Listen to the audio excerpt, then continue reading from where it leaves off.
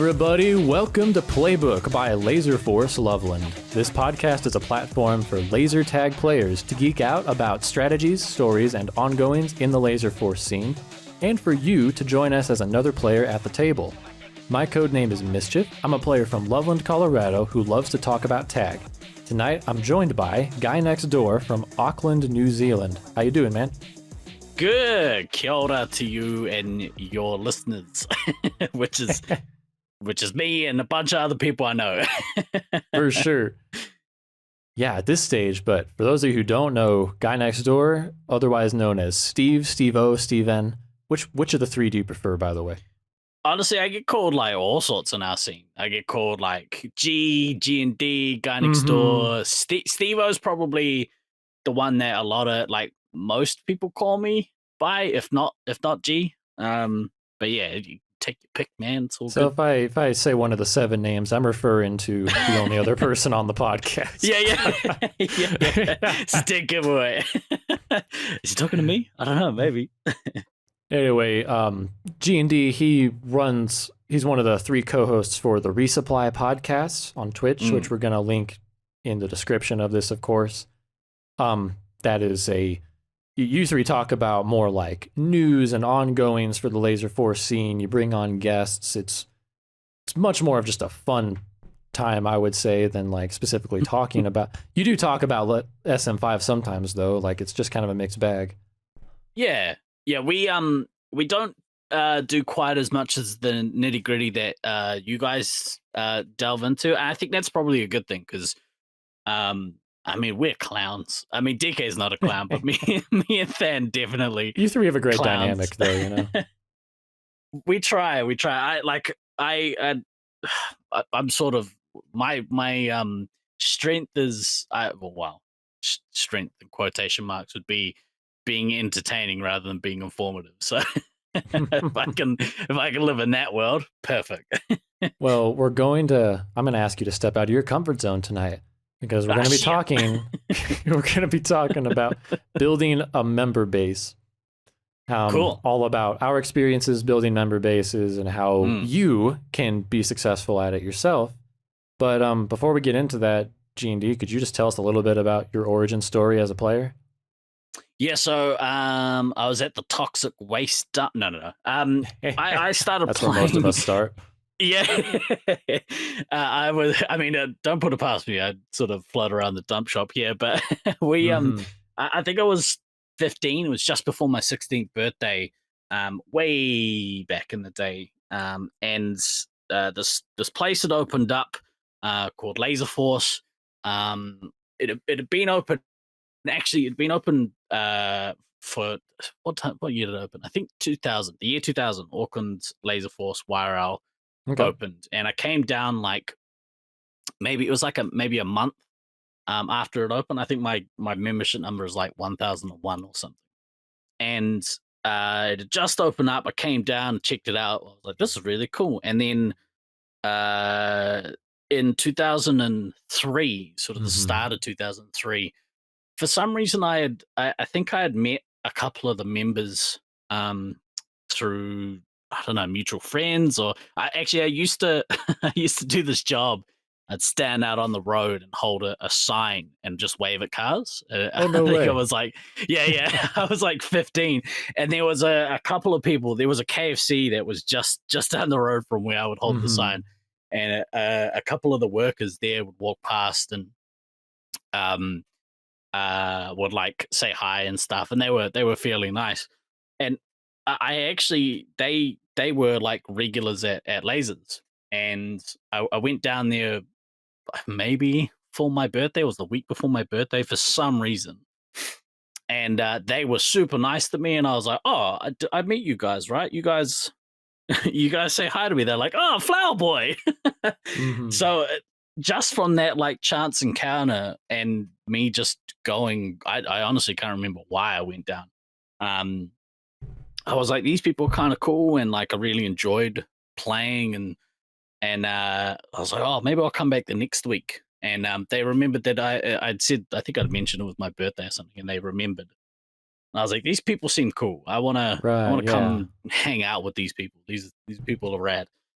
And that's kind of how I got started. Just because people were nice to me. Yeah, I'm for an sure. easy sell. That's what it is, man. Man, it's a good thing that relates to our member base talk, because something that I think is pretty universal amongst most Space Marines or Laser Force member bases is this is where the nerds congregate. And Yeah, people are so accepting of you regardless of what type of background you come from, because we're all just here to play an awesome game together. yeah.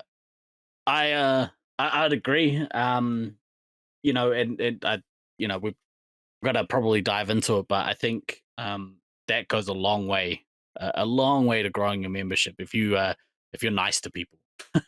Just be Right. nice to people. They want to come hang out with you. Right. Wow. We Yeah. can wrap up the episode right there. Just be nice to Yeah. people, and your Be member nice to base is people. going to grow. I've been guy next door. No. Yeah. Man, and before you wrap up your story, I legitimately think you have one of the coolest code names at the tournament scene that I know of. How did you come up with Guy Next Door? Well, just quickly, just for all you youngsters out there, or you young hip cats, keep your code name, your Laserforce code name, to me anyway, is a Oh, so sacred thing. we're having this We're debate. having that conversation, yeah. Now, these old guys, they keep going on about it, but I don't know. For me, my code name came out of I think I played Baldur's Gate, I the love original that Baldur's game. Gate, with a friend of mine. I went to his Yes. house, and it was before like I had we didn't have a computer at my house at the time. Like, oh, we might have had like something like real basic, but we didn't have a computer for years. And I went around to my friend's house. He had a computer. We had a sleepover, and um, we thought it was real funny to name the character Guy Next Door, because in all of the dialogue, they'd be like, "Oh, ye brave and noble Guy Next Door," and Guy we thought it Next was Door. hilarious. Sure. Yeah. And so when I came down to lasers, I needed a code name, and I was like, "Oh, I'll just use that. That's really funny." And then it stuck. Um, and yeah, there was a lot of people. I mean, the amount of people that had the code name like Nightmare or Hmm. Double O Yeah, Seven or more Goku or edgy whatever it things, you was. know. Yeah. Yeah. Guy Next Door is just a random little kids thinking that something is funny, and that's kind of me to a T. It's just Hmm. thinking dumb stuff is funny. Man, dude. Okay, thanks for sharing that. For the record, I have No worries. a pop mini of Minsk in my living room right now. Freaking, that's one of my all-time favorite games. Hell yeah. Old school. Yeah. Oh, seriously. But we should side tangent just for a second and talk about code names, because Yeah. for the record, I understand where you're coming from. When I'm trying to get to know Hmm. people, your code name becomes just integrated with who you are as a person. Hmm. And, over time, like, especially if you're trying to figure out who's who in tournaments, or Mm. I don't know, it can honestly, I can have a negative emotional reaction when someone changes their code name when I liked their old code name. Like, Yeah, Caleb. memories, No. memories become part of the code name. But Bring to back Rainbow explain Panther. myself a little, I'm Yeah. notorious. I think I changed my name like 5 or 6 tournaments in a row before settling on Mischief. And that was Yeah. pretty much because I had not grown up yet, and every single year I was like Right. still deciding who I am or who I want to be. And it's kind of like when you make an email in high school and you like it's kind of cringy and you don't want to Yeah. keep it. Like that's the merit I have for changing my name. But now that I've been with it for a while, and like I've debated changing it more, but I decided no, I'm Mischief. That's my code name. Mischief's a dope code name. I really like it as a code name. Thanks. That is an interesting point about potentially finding yourself, and Right. because it's not like a reason I've ever kind of considered before. Like, and maybe like we rag on about like code names being sacred and whatnot, and if people change them, then you're not serious. But actually, I think changing it because you're still trying to find your name is actually much deeper than I kind of Sure. realized. I don't think it's everybody though. No, well, I mean, benefit of the doubt. Benefit of the doubt, I guess. We like obviously, being a little older, we were playing at a time where there was no social media. So the only way that we knew people's names was code names for a long time. Like there was a lot of people I had no idea what their real names were. That, and we have like 20 people named Andrew that played at our site, and so they can't all be the same. Right, that makes sense. It was your way of finding out who people are. Like, I get it. That's right. Especially once you start developing a reputation and you've been around a while, people are starting to get to know you by your code name. Yeah. Changing it willy-nilly, it's kind of disrespectful to your identity and code name. Like, I can see that side of it. There was I think you guys played was it West Coast last year when you guys hosted, and it was the bagel team. The bagel team. That was infuriating. We were like, who the crap is who? It's making things so difficult. I don't know. Dan, man, I don't want to speak for Josiah, but I'll be honest. I'll be honest, G&D. The fact that it makes you so upset is exactly why it happened. Yeah. He's like, suck it, old guy. If they wanted to make people upset. Honestly, I get it. It's funny. And like it's probably on par with like, the reasoning behind GuyNextDoor. Like, haha, that's dumb funny. Watch this. Right. But damn kids. Bloody youths. Anyway. All right, let's talk about member bases, which are conglomerates of people with code names. This is an important topic because everyone who plays Laserforce has to play at a site. And every site generally has a member base, a conglomerate of the members. Like, how would you describe a member base, and what does it do? Yeah, so in a nutshell, you can kind of look at a members base from two perspectives. You look at it from a player perspective and then a site perspective. A members base is a group of customers that'll come back on the regular. So from a site perspective, if you cultivate a good members base, you have a group of customers that will keep coming back.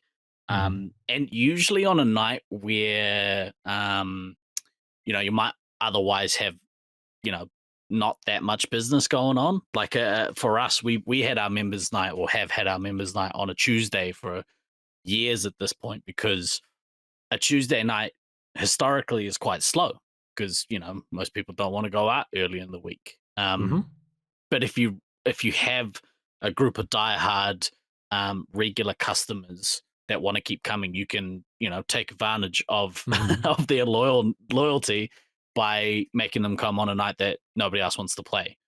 Right, it's like a business strategy. Yeah, I think that was the whole point, for at least on my eyes, why Laserforce, or why Laser Tag in general has members to begin with, or has membership to begin with. From a player perspective, a membership for a player is a way that they can like kind of track progression. So they can see on the scorecard, or back in our day, the site used to print out like a weekly and monthly best of the best, kind of like it was the top 200 scores, I think, from either that week or that month. And you could go in and look at how you compare to everyone else. And and it was just kind of, it's a good way for players to kind of keep track of how well they're doing. And yeah, it can also be, from a player perspective, a community that they can be a part of, um, which I think is one of the most important thing from a player's perspective, is that Mm, community aspect. right. Yeah, I think that is a good point, bringing it up from both the site's perspective and the player's perspective, because Mm, something that you'll pretty quickly run into when even talking about member bases is the business. The laser tag site hmm needs to make an income so they can keep the site even going. And member bases, they really are kind of a business strategy to take one of those slow nights and bring in all those people who would play hmm on all your busy nights, and just get them to come an extra night or get them to come for those nights. But it's almost like that's the what comes before the community forums. Like, you for get those sure. members, and then they start to come every night, usually on like a Monday, Tuesday, Wednesday, or Thursday, and they Yep. build this community around laser tag. It's a good like symbiotic relationship between a good members base and a well-run site. Hmm. Um, the well-run site doesn't necessarily need a members base, or at least, like membership members base. Hmm. But I think it's one of those things that it doesn't take, like, once you have one, once you have a good members base, you don't need to do heaps and heaps to kind of maintain it. But Sure. um, it's yeah, definitely better, I think. Hmm. Yeah. Yeah, definitely. Yeah, I mean, from the player perspective, it's a beautiful thing. My member base, my involvement with competitive laser tag has been, not only like, it changed my life, it helped me learn how to be an adult, it gave me a lot of hmm my friends. It's huge, and you might not care about that so much from the money perspective, but owners are humans too, and they often build a relationship with the players, and sometimes I think Mm. it's like a real joy for them to have people getting so much out of their site. Yeah, and I've seen, you know my site go through 20 years of growth and change, and Hmm. um it seemed that, way back in the day, in the early 2000s, the late 90s, early 2000s, um and maybe all the way up until maybe like as, as late as like 2010, kind of time. The ownership didn't have to do a lot to generate business. Um, I sort of, I had to think about kind of how our one got started, and that sort of stuff. And like I said before, we grew up in a time where um, not a lot of people had home computers, or like decent internet, Ah, or yes, the olden like, days. yeah. Mm, Like, we when I was when I was a teenager, we still had dial up.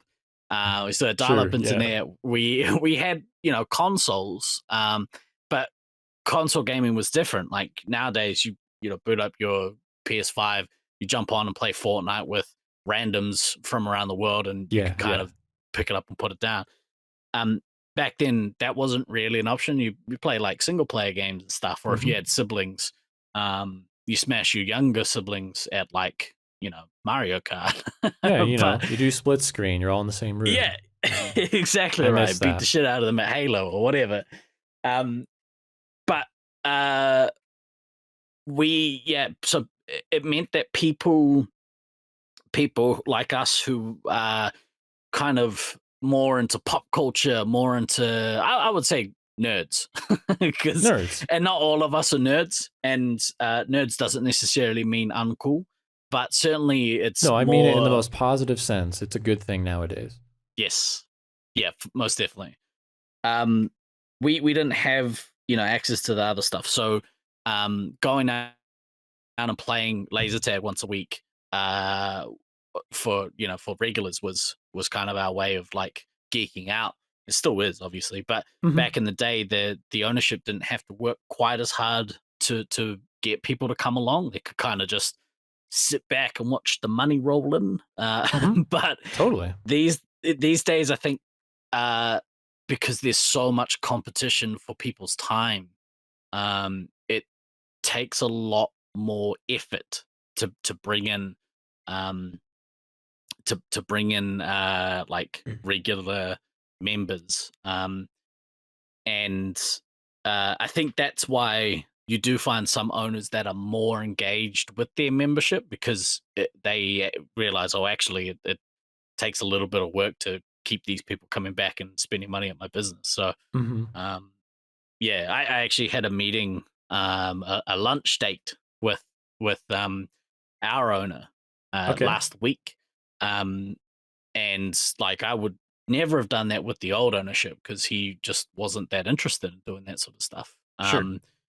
But new ownership are looking for ways to you know grow grow a members base again and all that sort of stuff. So um, yeah, it's an interesting time we kind of live in. Yeah, man, there's a lot there. Yes, I yeah. I think that laser tag is one of the most addictive things in the world for the right Hmm. people because you're right that it's weird how sometimes there's so much effort that it takes to get a membership base started, but you Mm. always get these customers every so often that they are they're usually like a teenager and they love video games. This is like an archetype I'm describing. And they come on a Friday or Saturday night and they love it. They come back with their Hmm. friends. They start coming on weekends during the popular nights. And then they want to like start playing the complicated games, the special games Hmm. because they've gotten so good that the standard game mode is no longer what they want. And it's like Yeah. managers can't get rid of these customers. They get hooked and Yeah. they want more. I think Yeah. membership bases are ultimately where those people end up. Yeah. Definitely.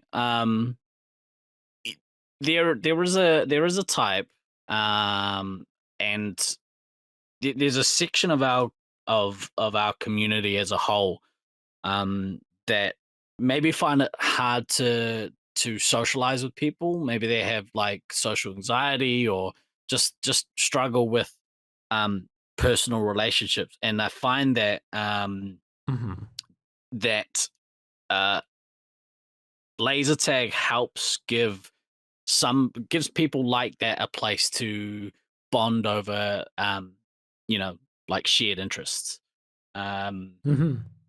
it's pretty niche, like to find people who dig playing competitive laser tag especially, but certainly it yeah, like if they can find a sense of community and stuff from playing laser tag, then they tend to stick around, because they might not Yeah. have that anywhere else in their lives. So yeah. Well, it's crazy. It does seem niche, but I can tell you three reasons why I think laser tag membership is not only here to stay, but I seriously think in 20 or 30 years, like member bases are going to be all over the freaking world. And they Hmm. already are, but like way more than they are now.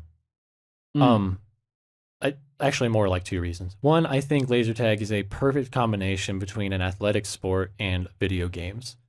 Yep. Like people love video games, and there are so many sports that are so physical that if you're not like in tip top shape and having practiced since a long time, since you were a child, Mm. they just don't interest you. Like I actually enjoy, playing basketball. I think that's a pretty worldwide universal sport. Yeah. But I didn't play it growing up. I'm not super good at it, and it didn't interest me a lot compared to video games. But like Mm. laser tag drew me in because it had all the same mechanics of a video game. And using your body is really good for you. It gets the endorphins flowing. It's fun for Most people. def. It feels Yeah. good. Mm. So that's one reason. And the second reason is, have you ever seen the movie Fight Club? Oh yeah. Right. I think it's a similar concept. I think once people I think especially once they win their first game, once Mm. people start getting that taste of, oh my gosh, I'm a badass. Yeah. I just shot the heck out of all these people. You come back for more. You come back for more of Yeah. that feeling, and then you start to lose, and you're like, "Girl, this is so frustrating." And then like, it's you get to feel what it's like to be in a war zone, to be a competitor, to be a Mhm. champion. Like, people don't get to experience that in most areas of life. Yeah. It's it's interesting you say that because that's pretty much how I feel. There's very unless you play a competitive sport, if you belong to a basketball club or football club or whatever, adults, I would say in general, don't get to feel that way about No, they anything.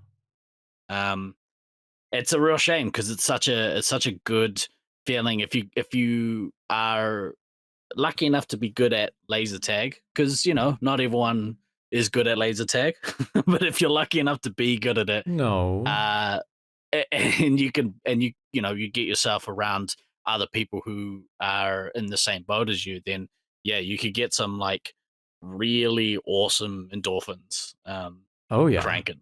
It's great.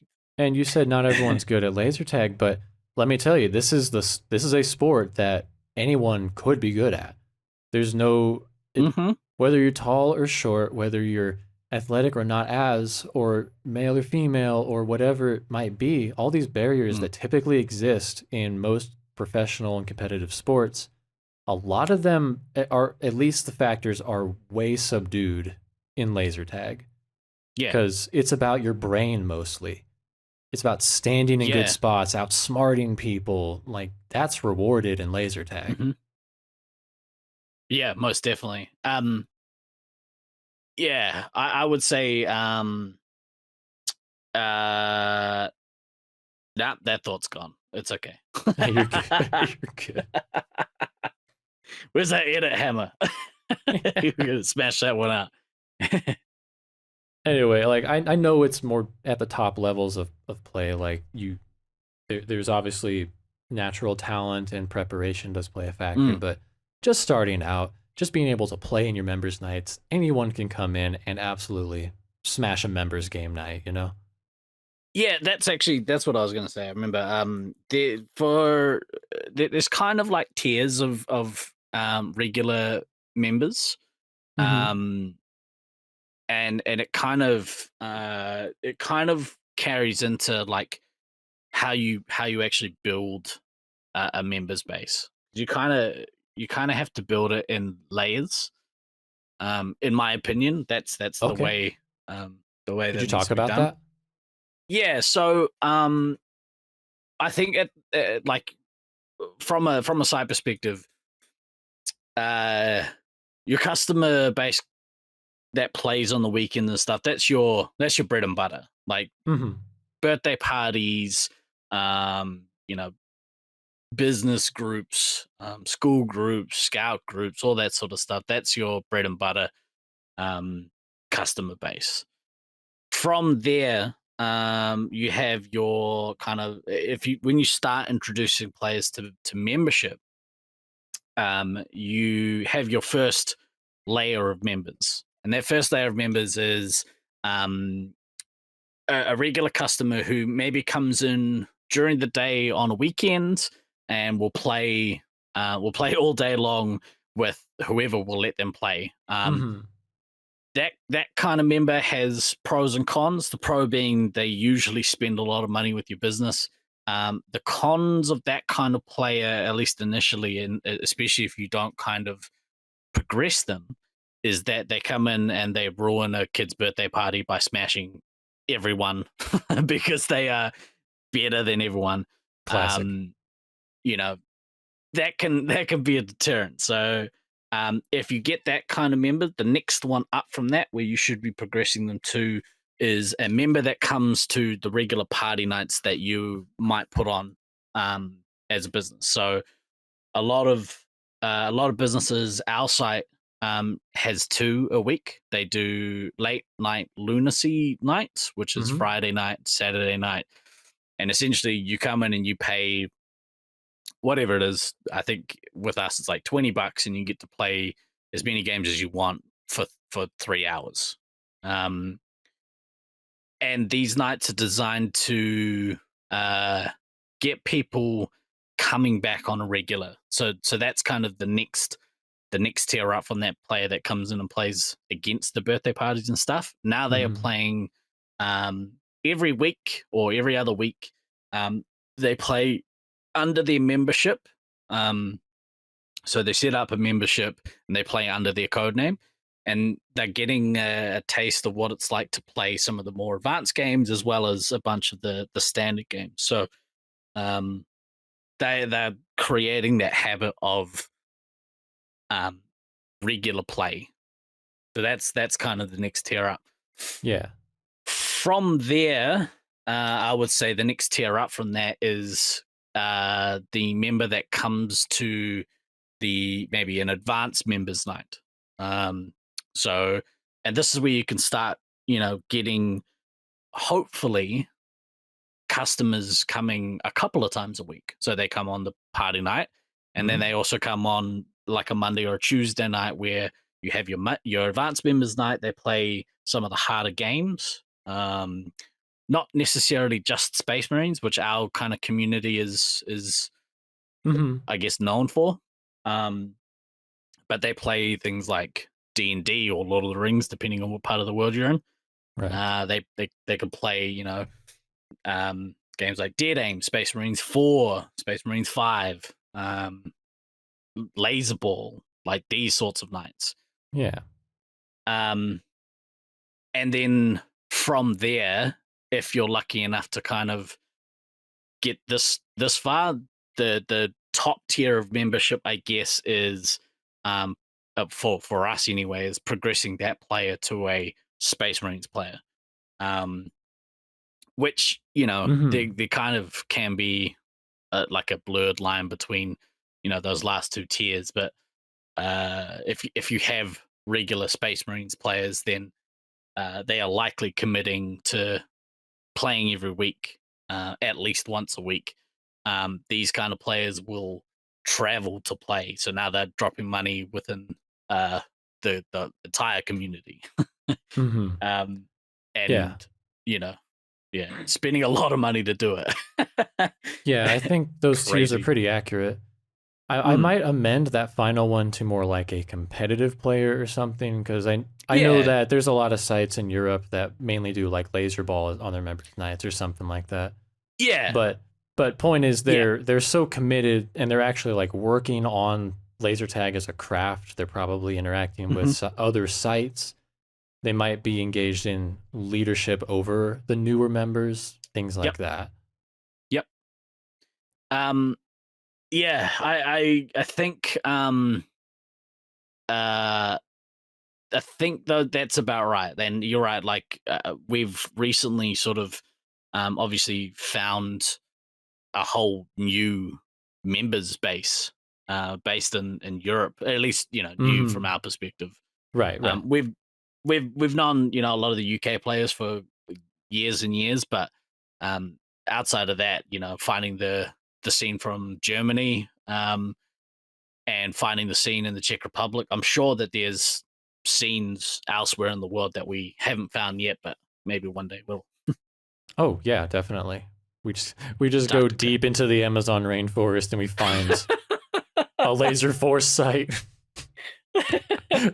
Yeah, I can't wait. Undiscovered. It's gonna be great. They have Gen 9. Yeah. We found it. Brilliant. They've got a jade serpent, but it's actually a snake. Oh, shit like that. Oh man. Yeah. So anyway, yeah. That's a great kind of like your food pyramid of members, Like and it probably would be like that it would, I mean, depends on the site, but I would argue that a healthy member base has a good balance from top to bottom, and that as you're bringing in new people. You're always going to have people that are kind of rotating out due to life circumstances or Oh, for whatever sure. have you. But having a flow of newer players kind of trickling in to continue growing the member base, Mm. that feels healthy to me. But Yeah. I also know that sometimes you just get a good group of friends, and keeping it right in that spot is also one of the things that makes the nights really fun for people. I don't know. Yeah. There's it can be kind of like an ecosystem where, you know, I wouldn't say it's delicate, but if you make changes to it or enough changes to it or enough kind of bad things happen, then the thing starts to die. Right. Um, which is never a good thing. Not what you want. That's actually a good thing to debate because I didn't really think about this before just now. Should Mm. there be a point where you stop recruiting for your member base? Um, no, but I think if you get to the point where, um, you know, you're uh, the, so okay. So for us, because we play Space Marines, it takes a special, and I use quotations around that special, the special type of person Yes. to Mm-hmm. be committed to playing Space Marines because it is such a um highly competitive game, at least the way that we play it. And Mm-hmm. there can be times where competitiveness um crosses into uh it's the best word for it. I wouldn't say abusiveness, but like maybe No, toxicity. There we go. That's the word. it's not even Um, necessarily that. Like, it's just the nature of high level competition that mhm. it's a different type of for fun. Like Yeah, I can play for fun and play at about 95% of my capacity. This isn't for everyone, but like if yeah, I'm going 100% trying to defeat you, some level of that for fun just it can't coexist. Like I'm trying with every fiber of my being to destroy you, and that is just a lot for some people to handle. yeah, for sure. It's almost like my fun at the expense of your happiness. you know, Yeah. um, and it's not always the case, but there is a portion of that. But to answer your question, is there a time you stop recruiting? No, I don't think so. I think the time that you stop bringing specific people on is um when you identify toxic traits in a player or in a couple of players. Um, and that kind of comes from whoever your leadership group is. And that could be Right. either your staff or your ownership or your long-standing members. Mm-hmm. There are members out there that are sort of, you know, they take the I'm the big fish in my pond kind of stance. Which is Mm-hmm. which is a real shame if they do it in a way that is like you know, and because I'm the big fish, you'll do what I tell you to do, which is never good. Um, if you can identify toxic people and then um, remove them from your member base, Mm-hmm. then that goes a long way to preserving um, your members base as a whole. And you know, if you're an owner cultivating this, then it goes towards um, keeping a thriving business Mm-hmm. thriving. Yeah. I really want to talk about toxic members because one of my questions later on is like, what are some of the things that can kill a member base? You know, make it unsuccessful, make it fall apart. But Yeah. before we get there, I kind of wanted to ask, like, just to clarify at the top, what is the objective of a member base anyway? So you have all your players coming on like a Tuesday night every week. You're bringing Hmm. in, you have like some slow recruitment of new members, and you have your longtime players kind of at the top running things. You're playing Space Marines 5 or Laser Ball or Dungeons and Dragons, whatever it is. You're playing the most advanced game modes. Like, what are you here to do exactly? Um. So I look at that again from two perspectives. And again, as a business owner, bottom line, you're there to generate revenue. Right. Um. So yeah, if you your objective is if I have more people coming to my business, I'll make more money.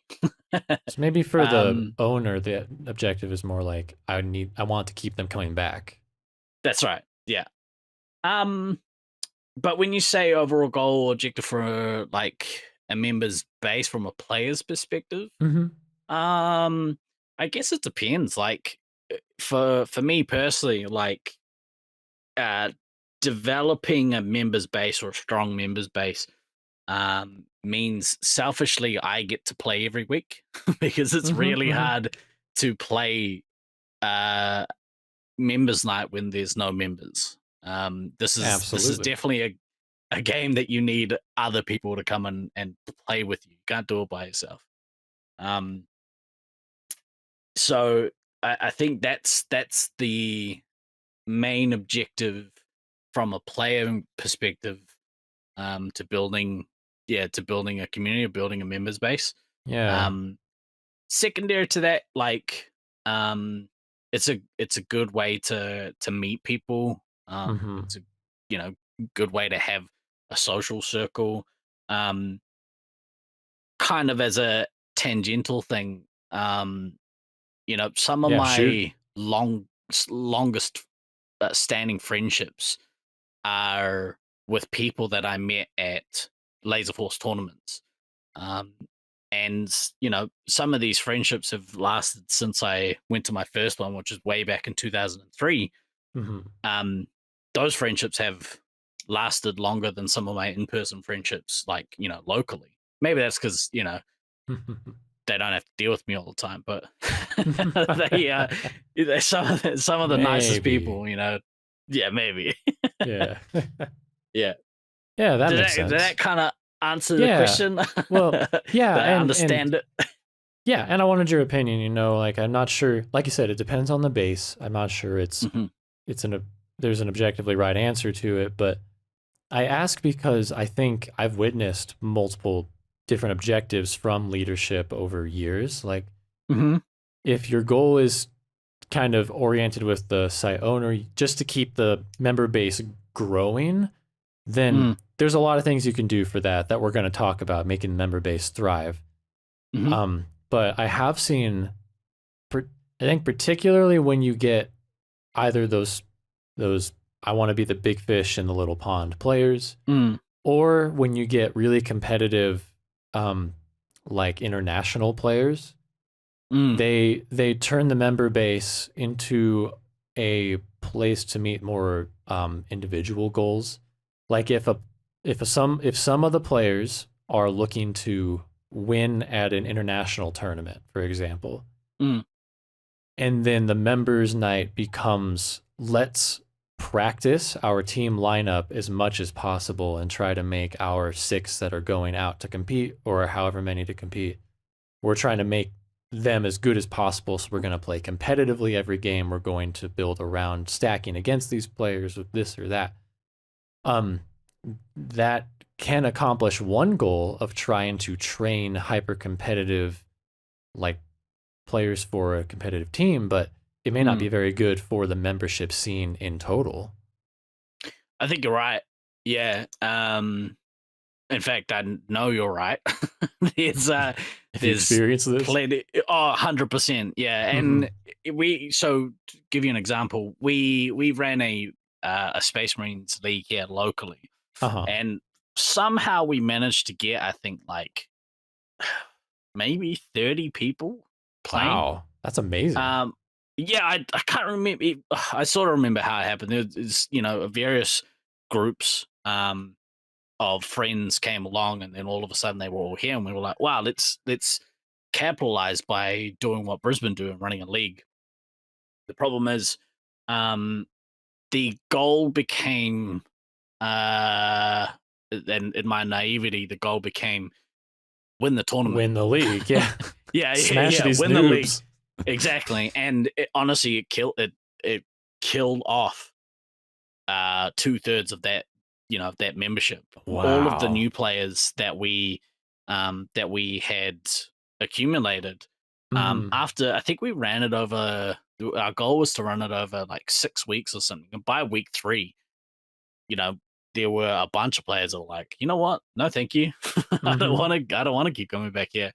And it was a great lesson in, um, yeah, I guess in trying to figure out what your goals as a site is. Yeah. And I think we maybe put the horse before the cart a little bit, and didn't properly nurture those players before, putting them in a situation where they could tolerate hyper competitive shenanigans, um, because they hadn't had that kind of initial, um, base passion for the game that we got to grow, for years before getting into, like, before starting a league. So yeah, I think you're Mm-hmm. right. I think, like, it's important to kind of figure out what your goals are as a you know I guess as a members base, um, Right.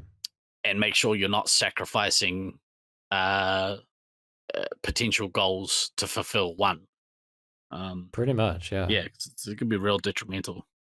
Yeah. I'll get on my soapbox for just a second. Like the Laser Yes. Force scene, sorry, the SM5 competitive Laser Force scene since I entered in 2015 has shrunk more than it's grown. Hmm. And Hmm. like I've watched this Thanks, happen. Luke. No, no, Yep, it's no. all my fault. I don't Yeah, know. what a jerk. But but I I watch new players come in and I watch them have to play on like these like the they're kind of set up for failure, I suppose, is what I'm trying to say. Yeah, And they don't get to play with all the best players, the people who've been around a while. You can't blame them for wanting to win and hold on to all they've worked for, But yeah, in in the larger tournament scene as well as in your own members scene, if you're if you're just trying to win every single game, every time other players are losing, like if that means they don't get to win. And players yeah. need to at least have a chance. They got to taste it in order to want to come back. That drive to win is going to potentially scare off all the people you even get to play with. Yeah, yeah. And I think that's why, um, it wasn't until kind of relatively recently that I kind of had a actual think about, like, those tiers of membership, Hmm. and why it's so important. We got to a point at our site where, a lot of the regular members, high level members, didn't want to come down and play anything but Space Marines 5. And I Oh, understand that yeah. because, for those of us who play competitive SM5, it's like, uh, probably should find a better metaphor. Or simile. It's it's like, Hyperbole. we become addicted to it. Um, we become addicted to Sure. the feeling of the competition. Um, Hmm. because if you can handle the competition and you can be competitive, what feeling! It It's feels so like good. here's a metaphor. It's like if I'm an expert skier and I'm so good that I can do the black slopes, the really intense ones all day Yeah, long, and you're asking me to go on the bunny hill. I mean, it'll feel like nothing to me. I won't even have fun. yeah, yeah. Which, and that's probably the perfect example, because, um, a lot of people forget that you only got to those Black Diamond runs because you started on the bunny hills. That's Right. where your passion for it came from. Mhm. Um, so we're in like a bit of a rebuild, phase with our site, which is probably pretty timely that we talk about this subject. Mhm. Um, we I've changed. I'm working towards changing the way that our regular Tuesday night is run. Way back in the day when I first started, we would play members nights and we would play, um, you know, a, a, a whole variety of games. And it didn't matter what the game was; everyone was super excited to play. So much so that, back then I think we had like 20 suits. So like you would line up to play and you get a suit, you go on and play the game. Some people would miss out, but they would be the first people in line for the next game. Um, if if you didn't end the games next to the exit, you probably are going to miss the next game. So we would try and time it so that we just happen to finish up. There'd be like 5 or 6 people crowded around the exit door with with 30 seconds to And go they go shooting get each back other. in line. Yeah. Exactly right. Yeah, you'd run out, you'd hang your suit, you'd sprint to the back of the line, and hopefully you get them for the next game. Sure. That's kind of I think the where I want to take our members night back to, because for a few years now we've been in that well, we either play Space Marines or we don't play anything, and without building that foundation of a general love for playing laser tag in general, that's good. You don't, you kind of miss something. Yeah, we're trying to take it back. Let's talk about when you have your member base. How do you keep it alive? How do you water the plant and give it sunlight? Yeah. So maybe we, to get there, you have to grow it first. Okay. Let's start there. So to grow, I think you need a few things. You need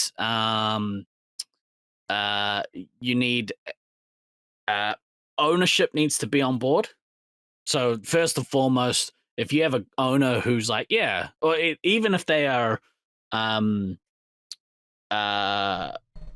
wildly neutral towards a members base, that's still better than being adverse to it, because I there are plenty of examples where ownership actively do not want a members base, which blows my mind. I run a business. I have no idea why you'd want to deter regular customers. It doesn't make any sense to me.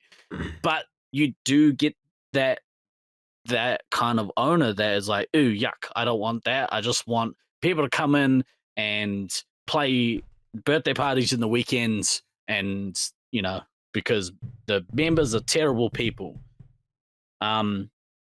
So you need buy-in from ownership. That's first and foremost. Where do you think that comes from? Honestly, I think it's from, like, I was saying earlier, you get the member that comes in and they play all day against the beat up birthday your parties over and over, and they beat up. And honestly, like, that's kind of a self-inflicted thing. If you aren't motivated to either get that player playing against players that are of the same skill level as them, that's on you. Like, you need to identify that sort of customer, because if you put them in with your regular customers, they will piss people off. And the more comfortable they become at a site, the more that behavior is reinforced, because they sort of like, oh, this is my house. Right, you come in here, yeah. you have to play me. I'm the big fish. And they sort of don't necessarily either know or aren't looking to actually play against people their own skill level. They are looking to be dominant against children and people who don't know really what they're doing, which is something you don't want. You don't want that, I don't think, as an owner. Like, it's That's fun the first few times, but then you do kind of got to move on. Yeah. Or, as an owner or an employee, you need to be able to recognize that behavior and stamp it out, or actively promote them, I guess, is probably the best way to kind of sell it. Oh man, you're so good. You need to start playing against better players, that sort of stuff. So buy-in from ownership, that's number one. I think you also need, if you have employees, you need to have employees there that are able to recognize, those players that are either good enough to progress, or are potentially a problem for, for your regular customers. Sorry, your bread and butter customers. So, friendly staff that want to, I guess, um, pick talent out. That's another massive thing. And I think a lot of those kind of staff members are actually uh, members themselves. I know, Right. Yeah. you guys have a decent contingent of employees that actually play members nights. Is that correct? Yeah. They play mostly laser ball at this time, but we have some that are Space Marines. And Yep. yeah, they are getting high on their own supply. They love playing laser tag. Exactly. But like for us, we've had many staff that have also been like members, and like Than springs to mind. Than's a someone who's not necessarily like a happy-go-lucky, cheery kind of personality, but is Hmm. certainly a staff member that is vital for kind of being like, hey, you did it. You should be coming to members nights instead of playing these public games. Right. Um, so that's one thing, and then the last thing is potentially, if you've been going for a while and you're rebuilding, you need one or two members that will be there to kind of prop up anyone else that comes along, like new players, and uh, they're kind of like your deputies, you Right. know. So for me Sure. as a player, I've been around a while. I like to encourage any new players that come along, like make sure you kind of build up their self esteem, and oh wow, like that's a great score, or stuff like that. And I genuinely mean it, but it's also like Hmm. nice as a new person to have someone there who's um friendly. you know Yes. Yes, you're right. yeah. um but also to maybe keep and check some of those members that might snuff that flame out too soon. There are members that will um get a little carried away and maybe yell at new players, and that's a death sentence, I think, for membership, is having people yell, or potentially be, you know Yeah. not necessarily abusive, but just overzealous. Yeah. I'm gonna make a note of that, and we'll. I think we should talk toxic players and yelling when we get to like how members' bases get killed. You know, because Yeah, yeah, for sure. because it's understandable and there's nuance to it, but yeah. No, this is Yeah, good for how the member base forms. You know, getting those first yeah, players for in sure. or rebuilding. And I think that last one is kind of to go into your question. That's how you maintain a membership. You need to have your members feel like they are a part of a club, or part of a community, or part of something that is special, that Hmm. people who aren't a part of it are missing out on. Right. Something that they feel like, wow, this is cool. I get to next week I can't wait to come back here and be here for 3 hours, and like hang out with these people, like however Yeah. that kind of looks. So Definitely.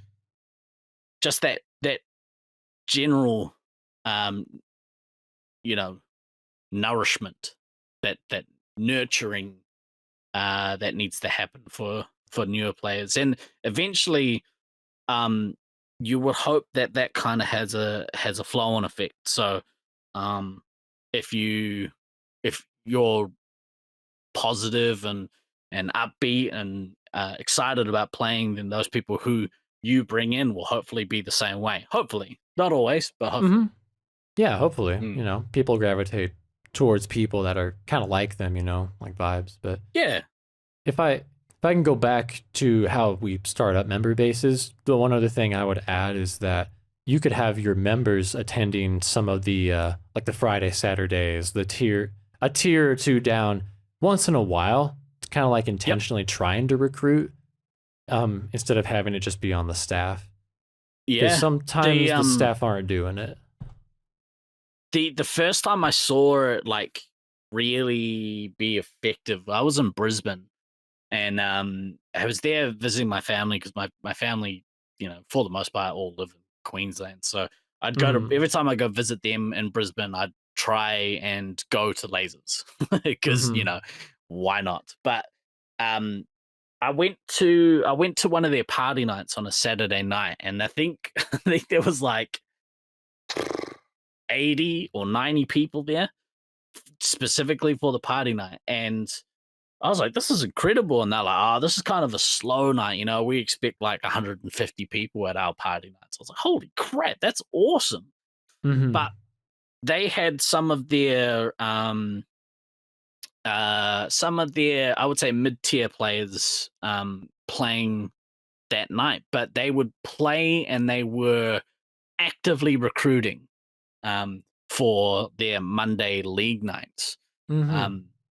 They would sort of know, oh, okay, I've seen that player get, some, well, okay, because you've got like 35 suits in there, they might get like a 30 or 40 grand score or something, which, just pretty huge. Yeah, just killing it. You can tell when they're ready to take the step up. Oh, for sure.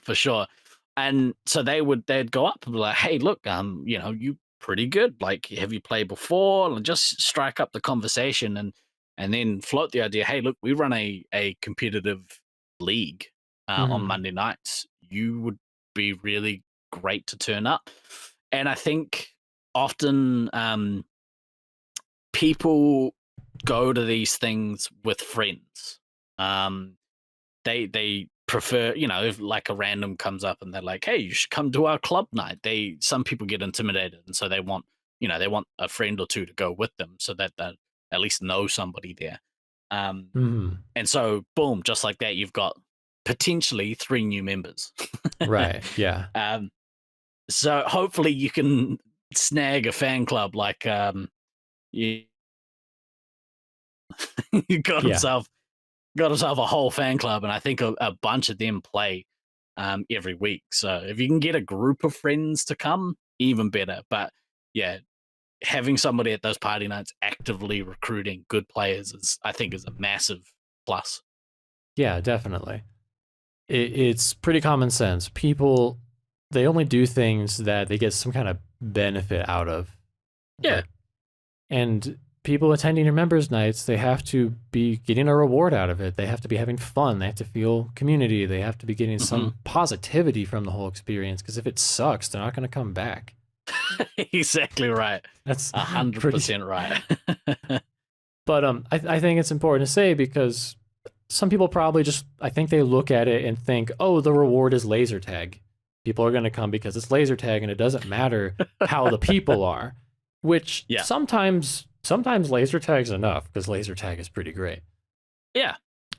But I completely agree with your points that you need to be nice to people as a start. Yeah, just be nice. Like, just because, okay, imagine the difference between going to a members night with a bunch of strangers or acquaintances and going to a members night with all your friends.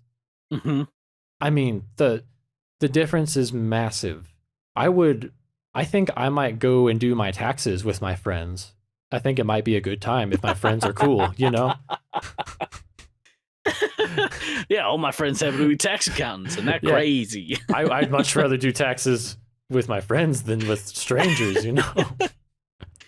Yeah, 100%. Like, that just demonstrates the power of friendship, Like, it's such a stronger commitment when your friends, especially if you're part of the in-group, if you're already a member, and the new person comes to your members night, if you make them feel like part of your friend group, they are so much more likely to come back than if you keep them on the outside. That's, like I said, that's exactly how I got into it. I had a group of people who I thought were pretty cool, were really nice to me, and I was like, I want to keep coming back here. This is rad. It was ultimately the people that kept you coming. Yeah. Oh yeah, and it's, honestly, it's the people that keep me coming back, especially like this year we hosted Laserforce Internationals here in Auckland. Woo-hoo. It was my 20th year of playing competitive Space Marines, and I wholeheartedly attribute that to the friendships that I've made with laser tag players. Um, I don't think I would have been playing for nearly as long if if it wasn't for um some of these people. Like, yeah, it's crazy how close you become with people that have a um addiction problems like no and they have a love for the the thing that you choose to do with your time. Oh, absolutely. Mm. You had also mentioned giving praise to new players. That's a really Hmm. good thing as well for making your membership thrive. Yep. Or I would even go as far as to say help putting them in situations where they're going to succeed and grow and feel encouraged. Yep. Yeah, it's an intimidating thing to do if you don't know anyone. Um and you could kind of like with anything, like people can get like frustrated or disappointed if they come last at a thing or whatever it is. Oh yeah. So if you can help people feel at ease um with that kind of stuff, then yeah, that they just yeah, endorphins are great. It's a great like way to make people, well, to help people keep doing a thing if you can pump them full of Mhm. endorphins. Yeah, we're getting real It's probably psychological here. Doing it's probably brain some real chemistry. bad phrasing and stuff as well, but yeah, that's it's a good thing to do. Yeah. Just to clarify for anyone who doesn't understand that language, like in when we're saying endorphins, like the feel good hormone in your brain. If you Yeah, that's yeah, really that look, that's what people actually come to laser tag for, because for some combination of all this, it just makes them feel good. yeah. And sure, you could get that from eating an entire chocolate cake, but it's probably not that good for you. Then you get the sad hormones like 3 hours later. Yeah. Yeah, But exactly right. you can ride a high from laser tag all week sometimes. It's good for you. It really is. So honestly, like after, and it's probably the like physical aspect of it, but I struggle to go to sleep after a members night, especially if it's like a good night. You just um we've had many times. So like you mentioned at the top, we run a podcast called the Resupply Mhm. Podcast, and the way that kind of started was we found that after a night of Laser Force, we'd probably spend another 30 minutes to an hour to sometimes an hour and a half outside of laser tag talking about laser tag. Yeah, dude, Um, so do we. It's awesome. yeah, yeah. So the podcast was kind of an extension of that. Mhm. I was like, well, I don't get to hang out with DK and Than because obviously we're based in different countries, but um, we can still have that kind of hanging outside of laser tag, talking about laser tag experience. And we figured that people would probably be keen to listen because again, we normally keep a crowd of people around just listening to stories and stuff on a Tuesday Yeah, night. So mm, definitely. that's kind of how it all started. Yeah. I mean, these close friendships that just last the rest of your life, like you said, are some of the main things that keep you coming back.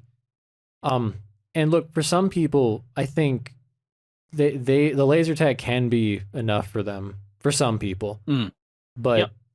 it's never a bad thing to make actual friends with those people and help cement their relationship to your member site, member base, like making them a fan of your member base, helping them feel like they're part of something bigger than themselves. That's Hmm. psychologically, scientifically one of the best ways people are happy in life. Like, we're tribal creatures. I say this, by the way, as Yeah. someone studying to become a mental health counselor. Like, Awesome. if you belong to something bigger than yourself, you are more likely to be happy in life. And we all Yeah. feel like part of a community in our Laser Force community. Like it, Oh, 100%. you know? I think Good. just on that, if you you're like if you're one of those cats that play mostly for the love of the tag rather than the friendships, I think the relationships will keep you playing longer than your love of tag will keep you playing. Yeah. Um, I think because like relationships with people tend to last longer than hobbies usually. Um, Mm-hmm. but yeah, it's worth investing. Yeah. And I want to add one more tip from one of my favorite books called How to Win Friends and Influence People. It was written in like the Yeah, 1930s. It's a super famous was self-help that book. Andrew Carnegie? Dale Carnegie, I think. Yeah. Dale Carnegie. Yeah, yeah, yeah. Yeah, Andrew Carnegie's the other guy. for sure. Well, all these Carnegies out there, but Yeah, yeah. um It's good, strong family name.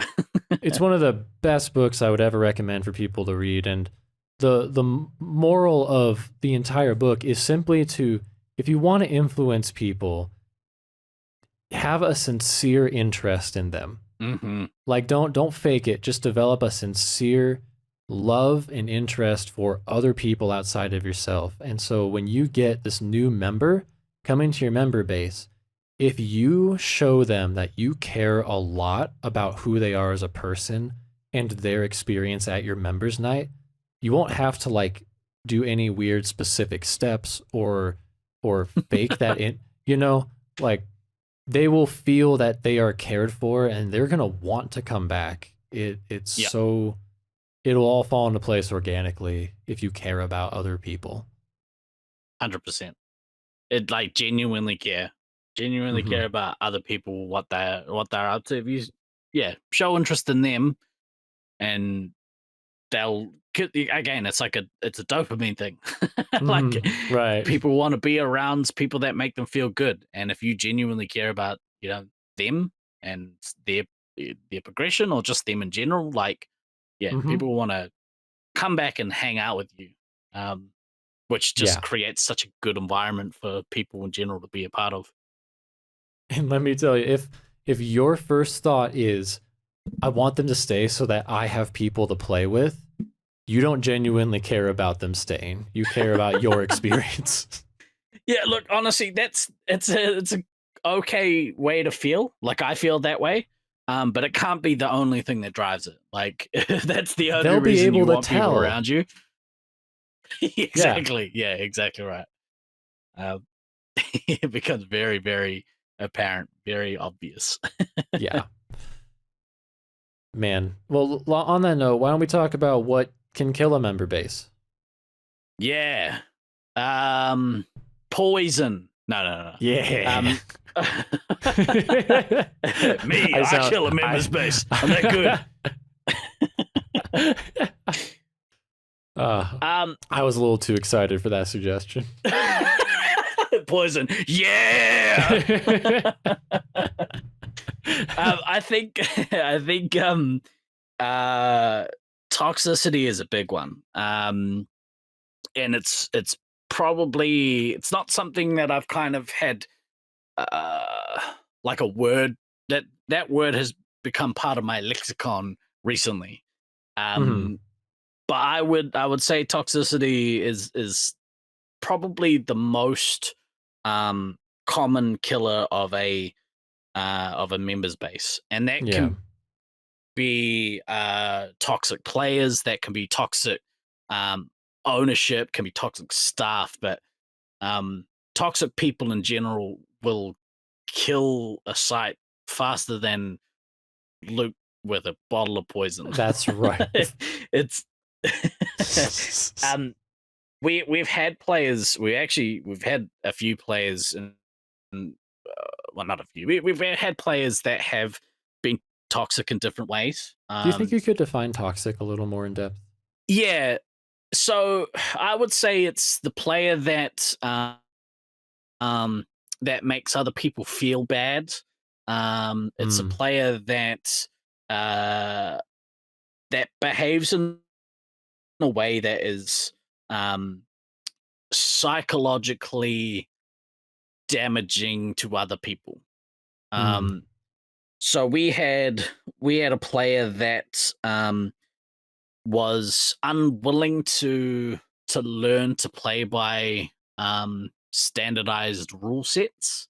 So we have specialized rules for Space Marines. And as part of that, the expectation is that you follow those rules.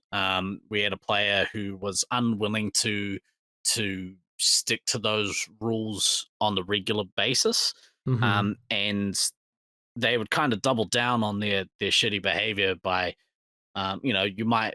I tried to talk to this player on several occasions, like, hey, look, this is how you're playing. This is the things you need to do to improve. So not Right. like, hey, stop cheating. Um, like, purposefully, um purposefully direct and non-emotional about it, like soft approach to make sure Mm-hmm. that it couldn't be misconstrued as accusations of cheating or whatever. But they, instead of just being like, oh, hey, look, sorry, I was unaware, or I'll try and do better, the behavior is, I definitely wasn't doing that, you don't know what you're talking about, that kind of stuff. So Mm-hmm. um that can kill like an advanced members base. We talked before about, that member who might come in on the weekends and just uh not actually beat up on kids, but like dominate kids in a maze who are just in there trying to play with their friends. Mm-hmm. You have players that'll come in and just destroy the general public, which um is really toxic, Mm-hmm. from a general standpoint. And I think that kind of player is the player that a lot of owners who don't like regular members, I think they see those members and like, oh, all members are like that. All We don't want them. members. Yeah. It's Um, terrible. when you get highly competitive players, you do have high tension. So on a Mm-hmm. like on a members night, if you are running um, highly competitive Space Marines 5, or even highly competitive anything really, um, you can get players fighting with other players, and Mm-hmm. that sort of tension will drive onlookers off. Um, Yep. Mm-hmm. there's there's a scenario that is not intentionally toxic, but I suppose is like toxic by association. So um, if you have new players come along and they don't understand, um, they don't understand the parlance of what might be said in a game. So a lot of times people, because it gets pretty frantic in an arena, it's loud, there's lights, there's music, there's all sorts of stuff. You need to talk pretty loudly to give direction in a maze. And oftentimes that loud direction can be misconstrued as, you know, Oh, somebody yes. yelling at a new player. Right. I think unless you sort of explain, like, hey, look, I'm not yelling at you, they don't know the difference. They just Mm-hmm. see somebody in an arena yelling, presumably at them, and they don't know what about. So Yep. um, That's that kind wise. of behavior is pretty bad. That'll kill a membership, or new Mm-hmm. membership. Um, Yeah, if I could jump yeah, in, I yeah, I totally get that last one. It's like I said earlier, there's kind of like the two levels of fun. And when you start playing really competitively, some of the some of the lightheartedness it's just gone.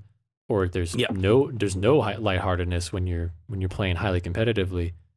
For certain players, that is the fun part, is being super competitive. Hmm. And I think I think the rule of thumb is that you have to develop an individual relationship with every player and go at a level of seriousness they can handle. Like, I could be playing a Yeah. super serious game. There are some players that I feel comfortable yelling at with, because I know that they're not going to take it personally. They know Hmm. that this is me trying to get their attention in a dire moment.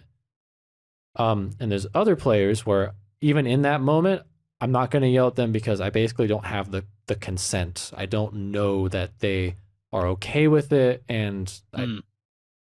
they haven't proven to me that even if they did say yes, that they wouldn't take it personally. Sure. Yeah. I think that's where the kind of tears come into it, like, and not, crying tears. No, The I've tiered seen the membership. crying tears, but Yeah, I've been that guy. mm, Um, when you've set up your membership base in a way that is tiered, so it means that you should have players that are relatively equal skill levels, mhm, and that can kind of go a long way to avoiding some of the issues with, like, yell loudly being direct in a maze, or even yelling. mhm, um, if you set up we have Advanced Members Night, and then the next tier up from that is our Space Marines Night. And mhm, if you have the luxury of having that, then the understanding is, all right, so this is the kind of behavior that is acceptable. And obviously, there's a difference between, um, you know, like, loud talking and abuse, or even yelling and abuse. There's still a difference. Abuse is never okay. mhm. Um, but Space Marines Night will have a little more lenience for loudly yelling um, in the maze. Oh, definitely. It's actually a uh, feature of the game, yeah. is the communication. That's what people are really trying to do when they're yelling. I Yep. mean, if you go and you watch the stream from Laser Force Internationals this last year, and you can hear people from beyond the door yelling at each other, that's what the game Hmm. is. It's all 12 Yep. people yelling, they're over here, you go over there, come on, give me a Yep. reset. I You need you know, to attack. Or yeah. yeah. And most of the time, it's not done in a negative way. Most of the time. No, no, most of the Um, time, no. But yeah. you should talk a little more about the difference between like appropriate yelling versus abuse.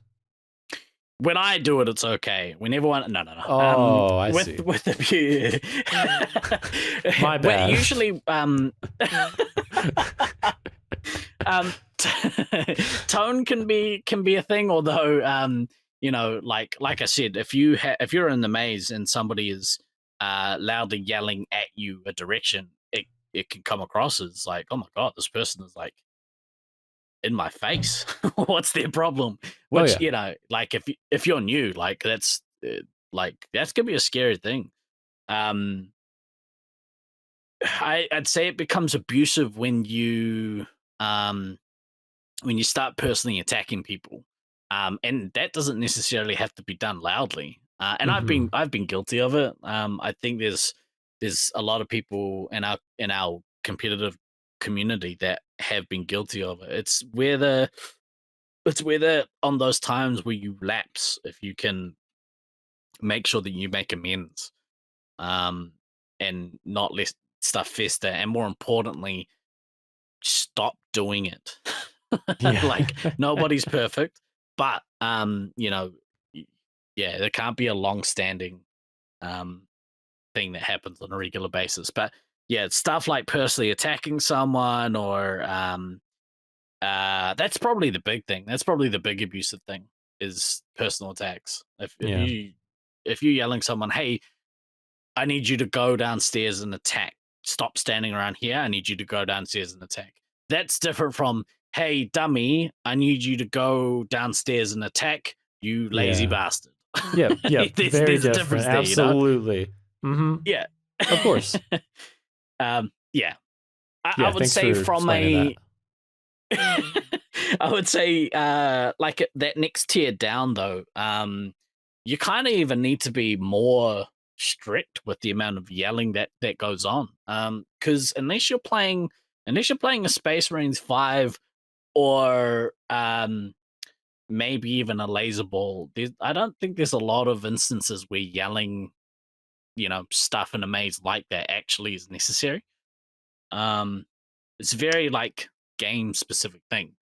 So if your members base are just playing at a lunacy night in the weekend, there should be no one yelling at anyone No, unless no, it's no, like, no. like unless it's like your friends. I would yell at my friends. But again, it's like you said before, you kind of have a You personal have that relationship with those relationship. people.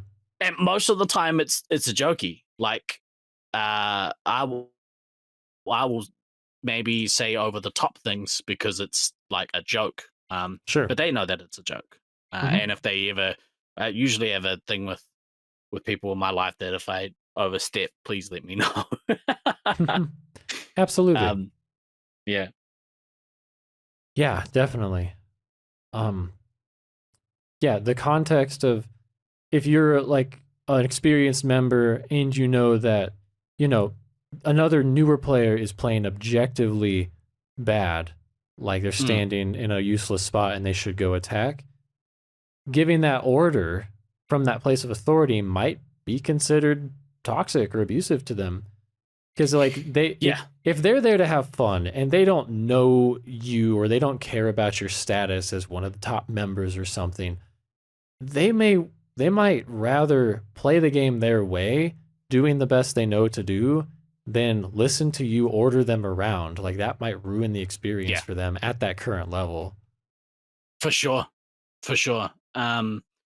We basically, like I said before, we killed off our members base because we didn't understand where we didn't understand respect where those members were in their laser tag journey. Mm-hmm. If you start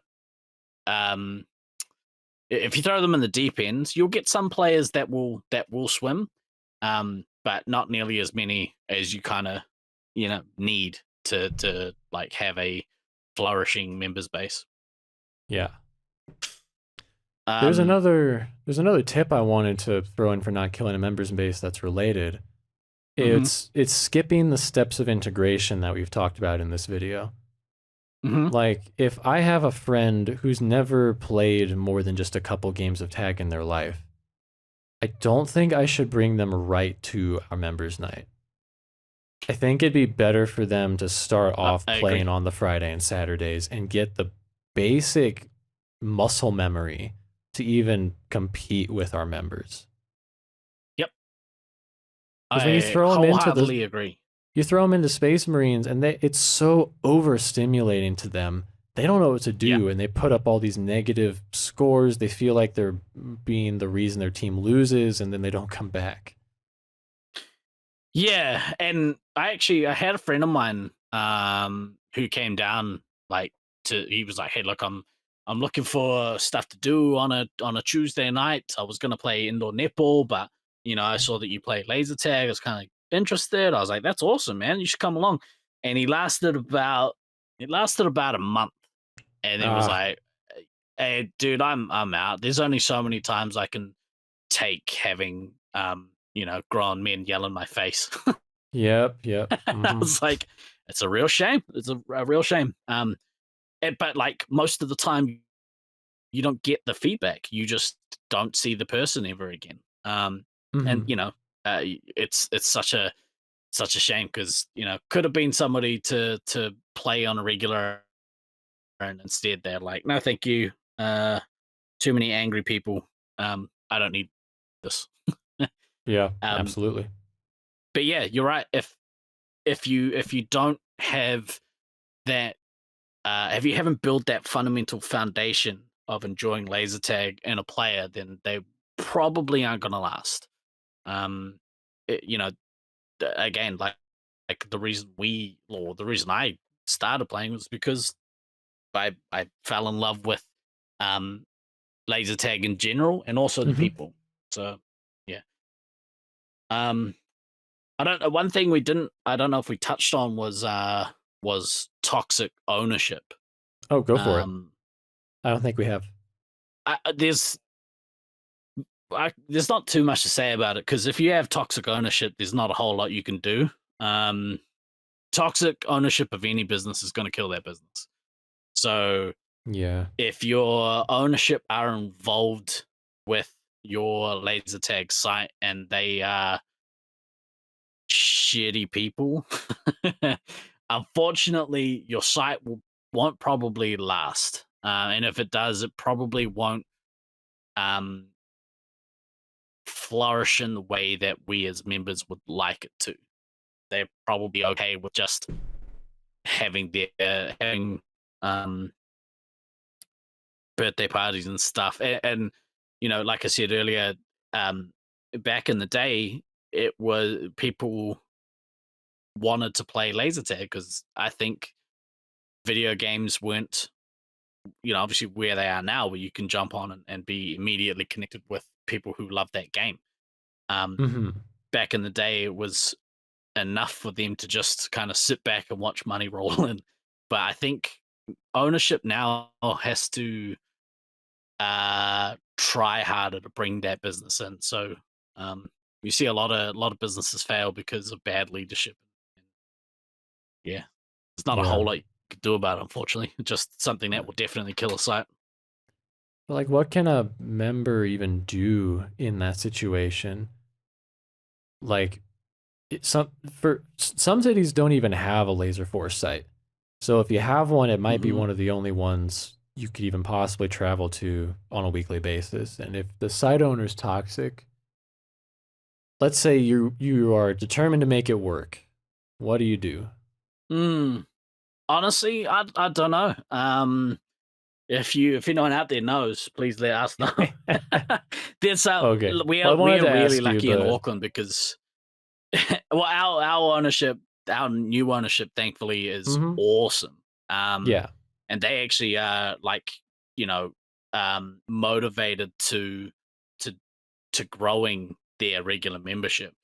Hmm. Um, there's there's not a lot you can do with toxic ownership. I don't want to name any sites specifically. No, let's not do that. I do, but I shouldn't. And Yeah, but yeah, I have some yeah. I don't actually. suggestions. I have no idea. I have some Oh yeah, shoot. suggestions, but again, I don't have personal experience. My site owner, he used to be a space marine. He's huge nerd, Mm. lets us run our nights, and we have good relationship. Um, Shout out Jeff. but yeah, shout out Jeff, hosting Nats 2024. Let's go. Um, What legend? but so I don't know. Obviously, if your site owner is toxic, doesn't want you around, or lets you play, but then imposes all these conditions, or just ruins the night, or I don't know what. There's 1,000 ways to be toxic, But Mm.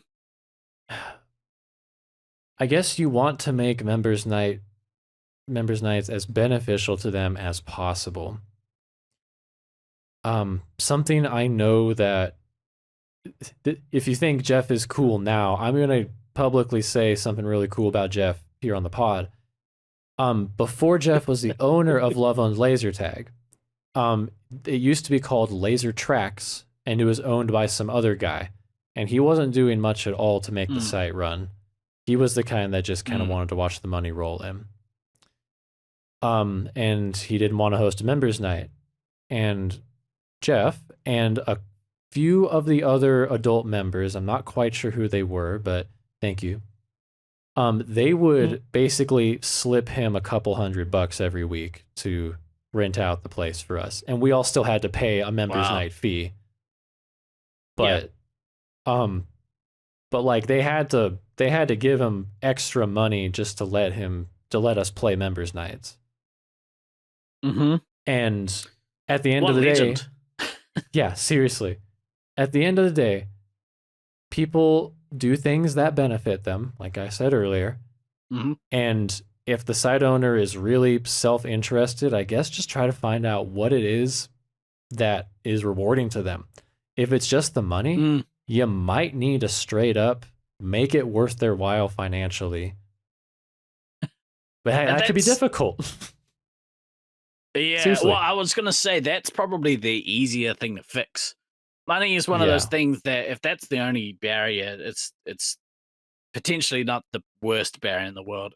No, if the there's another barrier one. is a weird like god complex or Yeah, that's the whatever it hard is. one. All right, so There's not a whole lot you can do. let's say the site owner has major control issues, and Yeah.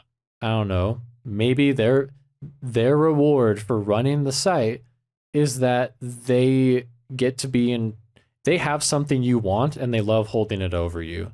That's probably one of the most Yeah. nightmare scenarios you can get into. Like Yeah.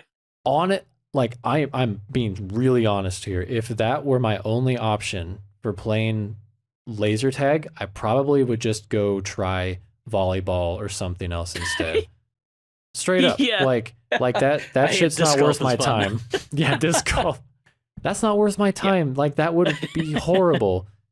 But if you really are committed to that, well, let them be in charge. Like find ways to maybe even try to include them or validate to them that they're in control.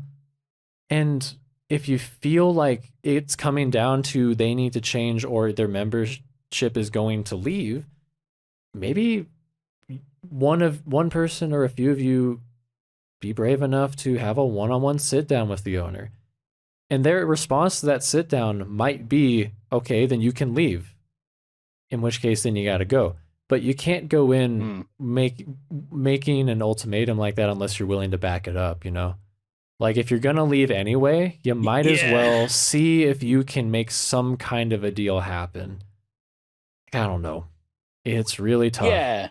Yeah, it's so tough. There's the classic not that I'm a Trekkie, but the Kobayashi Maru?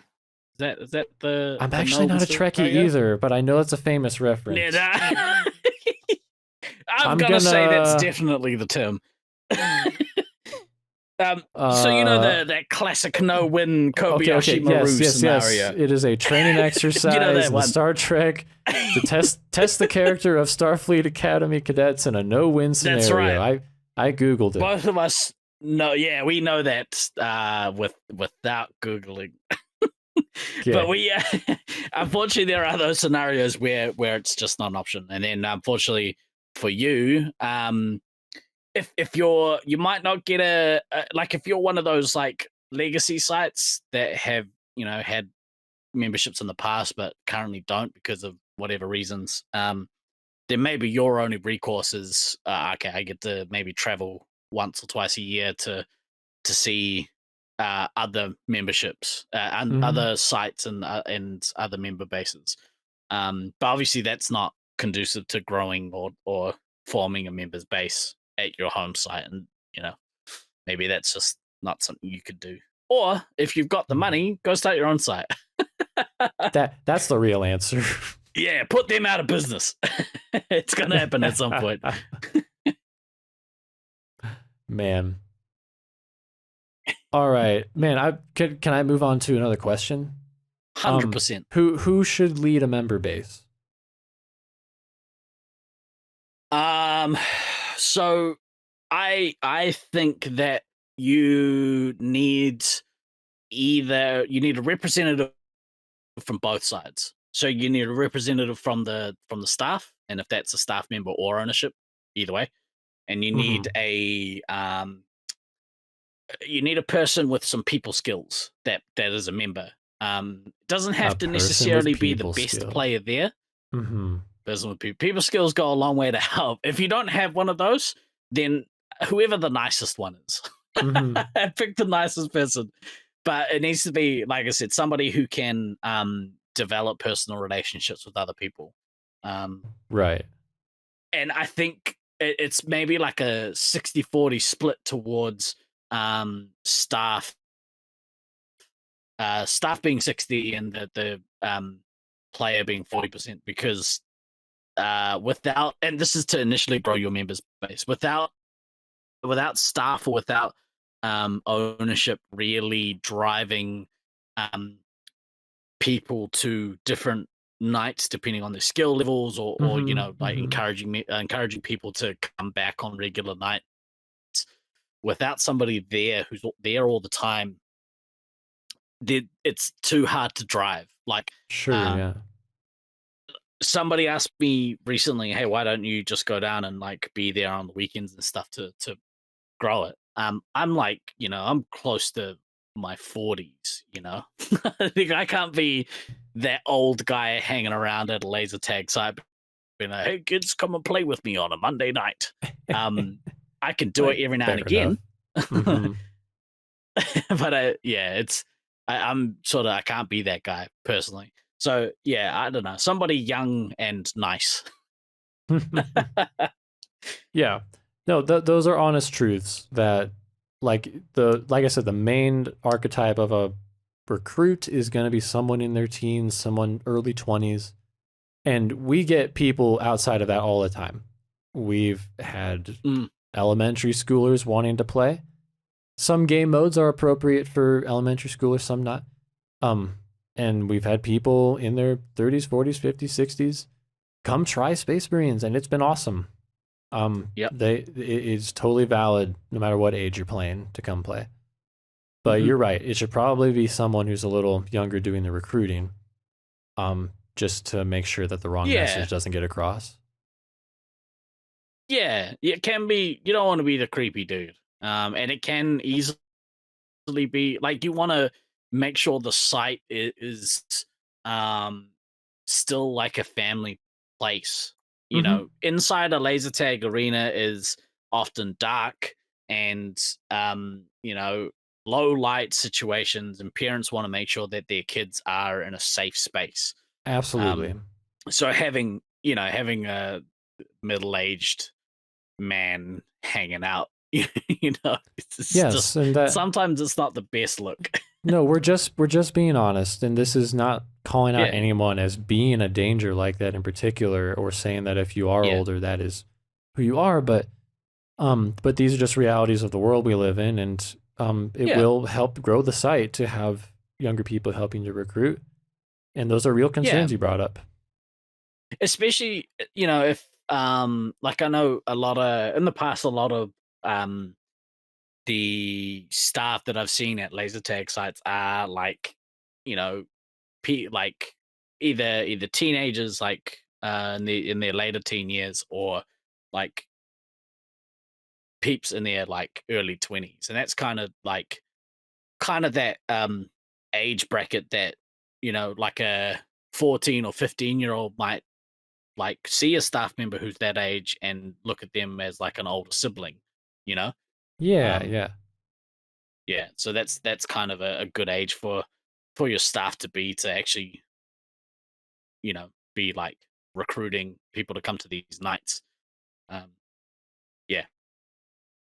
So as far as choosing leadership for the member base itself, kind of having that connection between the staff and a member with people skills, I would also add in that they should probably be at least have been around for a while. People who tend to Mm, maybe have the most connections with people outside of the scene for tournament coordination, or um, maybe have some experience in just being a leader and making decisions. Because I mhm. think it's not that hard to call games, organize teams in some fashion, and like run the members' night. That's not necessarily the hardest part. I think the most important thing you need to look for in a leader is someone who can handle toxic players. When the members' site is at risk of being slowly poisoned, so to speak, Mhm. by toxicity or a conflict between two players, how you really do need to jump on those situations and handle them on the spot or that week. Yeah. Yeah, and it's a tough one because, not all people are used to that kind of conflict Right. resolution, or Where it you know, sucks to resolve um conflict. yeah, yeah, yeah. And that's, it's where you also need the backing of the site. Yes. We've had Hmm. players who have turned out to be, thieves, or like, hard out like problem drug users and that sort of stuff. Hmm. And without the backing of ownership, it's hard to be like, hey, can't come here and play anymore. Because Yeah, if definitely. it's just coming from a player, It's not really your call. It needs to come from higher than you.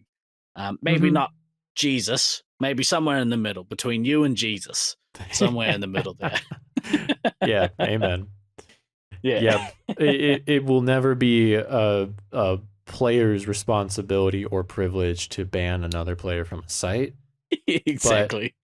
there are a lot of conflicts that are smaller and don't have to go, like, not that you're hiding them from management, but like just two players getting into an argument, you know, you should be able to handle those kind of things on a night to night Yeah, basis. they don't want to hear about such and such wasn't showing a shoulder because Hmm. they're like, hey, Absolutely. yeah, um, yeah. I think it's even more important, like at that kind of um late night lunacy kind of members tier, is having your staff really like the main point of call, um, for the members base. But yeah, once you start getting to those upper tiers of membership, like that's when you would hope as a site owner that the community kind of effectively governs itself. Um, Hmm. yeah, yeah. Um, yeah, and I wanted to just bring up something I've noticed over the years. There there seems to be kind of a natural hierarchy that forms where players who are considered more skilled at the games you're playing tend to be looked at more as the leaders or with more authority. Have you ever noticed Right. that? Yeah, I have actually. And like it's not always the case, like just because a player is good doesn't necessarily mean that they are good at um, all the other stuff, like decision Or that making they kind of have the stuff or authority? organizing. Yeah, Hmm. yeah, exactly. Uh, in fact, I would say that in many cases it's not necessarily the best player um that takes on a lot of that responsibility. Hmm. Um especially in like the Space Marine scene. So in the Space Marine scene, it takes a very specific, highly driven player to be extremely good at Space Marines. Hmm. Um, and sometimes that kind of player can have ego, which I don't necessarily think is a bad thing. I think having ego is like necessary to be a high performer at anything. Yeah, Um, sure. but it means that they can't necessarily effectively form relationships that you need to grow a members base. Um, I don't and know. Like, if yeah, sorry, I didn't mean to interrupt you. I just think I don't sorry, think it's true across the board. Like, I think you mm, could potentially be the best player at your site and have those capacities, but it's just not that's not the skill set you're looking for. It does tend to be someone who yeah, is more detail oriented or leadership oriented. hmm And it's not often you get both of those two qualities in the same person at a site. yeah. I would say that it's from like a leadership perspective, it's people uh like people who are likable are usually the ones that get put in that kind of role because Hmm. people usually want to like sorry, the better way to phrase that is if people like you they're more likely to listen to you. um yeah. I suppose you don't think there's ever situations where someone is just so dominant at tag they kind of just assert the role of leader. And I'm not um saying this has ever even happened. I just wonder if it could. oh, it definitely could, absolutely. Maybe like there's the situations where like uh maybe that player's been playing for a long ass time and they've kind of outlasted everyone else who's come and gone. Um, and so they are left to organize everything because they've been there the longest, and also maybe they're the best player there. There's Hmm. heaps of scenarios where that's the case. But yeah, I don't know. Just I guess it's like easier to follow someone if you like them, not Yeah, yeah. necessarily if they're really good. Um, but it Well, I certainly agree with happens. you that likability is a good trait in a leader. Mm. Um, but there's all kinds of leader qualities that we could get into, you know, like conflict resolution, decision Hmm. making, being willing to seek outside input, things like that. Yep. Yep. Advice. That's quite a good one. Like, yeah, it's easier to take advice from someone if you like that person. Hmm. I think. Although that again, those two aren't intrinsically linked. Um, yeah, people who are good at something can give real shit advice. Yeah, for sure. Yeah, like Um, me. I'm Just looking. Think we should wrap this up pretty soon. We're almost getting to the 2 hour mark. hell yeah. But but I did want to ask, because you're the leader of your site, right? I mean, you're a Yeah, I leader would in the say whole so. tournament scene. I imagine you are your site. Do you have any tips for leading a member base if you are that leader? um, yeah, I would say it comes back to like foster those relationships with people. Um, make people feel special, and they will want to come hang out. And they will want to keep coming back and playing. Um, and that comes through praise and just keeping things like relatively lighthearted and um yeah, that's probably one of the biggest thing. If people want to hang out with you, then you'll find it easier to grow a members base. Mm-hmm. Be like be genuine with people. Because like you Mm-hmm. said, people will pick up on it real quick if you're not. Yeah. Um uh yeah, maintain a good relationship with ownership and the staff. And that is both be respectful of their space, their boundaries. Um, you know, understand that. So there has been uh moments in the past where ownership being like, hey, we were gonna we had this people inquire about playing on the members night, but we didn't want to let that happen because we know you guys like to play. But for me, the more business that the center can bring in, the more beneficial it is for us as a members base to keep coming back and playing. So Mm-hmm. sometimes, like, if you get told, hey, you guys need to make way for a group, then be okay with that because in the Mm-hmm. long run it will benefit you. Um, Yeah.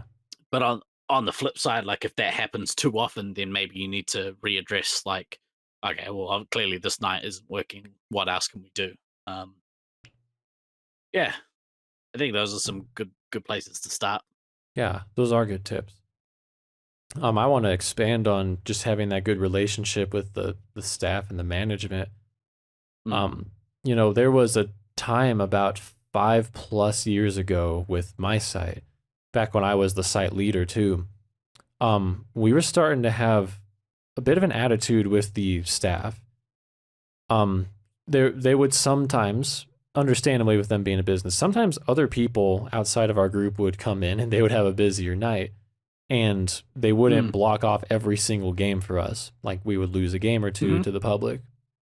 And when newer players did come through, we were so invested in trying to practice for an upcoming West Coast that we were hosting. Yeah. We were starting to get a little like hyper competitive, yelling at new players, getting upset with them for hmm basically lowering the standard at which we got to play. And it was completely inappropriate of us. Yeah. Now, I have grace for myself because back then I was one of the oldest players we had, and I was 22. Like, we were Right. all pretty immature as a site. But but if you're a members base, you have to look at everything through the lens of the overall site, like the Yep. business. Um, if the manager looks and sees that they are hosting a group of players who are yelling at customers, scaring off customers, being obnoxious and combative with your staff, um, their first thought is gonna be, maybe I shouldn't be hosting a members night anymore. 100%. You Yeah. know, can you blame them either? No, not at Like, all. like sometimes we get so into our own worlds. I'm like, oh my gosh, I've been playing for so long. I'm gonna win this tournament. My, I, this is the best thing in my life. This is my whole life, and you Yeah. know, we get so invested sometimes and addicted, as you say. Yeah. We lose a little bit of sight of reality. Truth is, without the Yeah. site, we don't get to play. So, Yep. There's it's like I said earlier, a symbiotic relationship. Like um the site needs to thrive like um the site needs to thrive, hopefully not at the expense of the members base. And the members base needs to thrive, hopefully not at the expense of the site. Um, and if you can achieve that good balance, then um, usually you create an environment where everyone wins.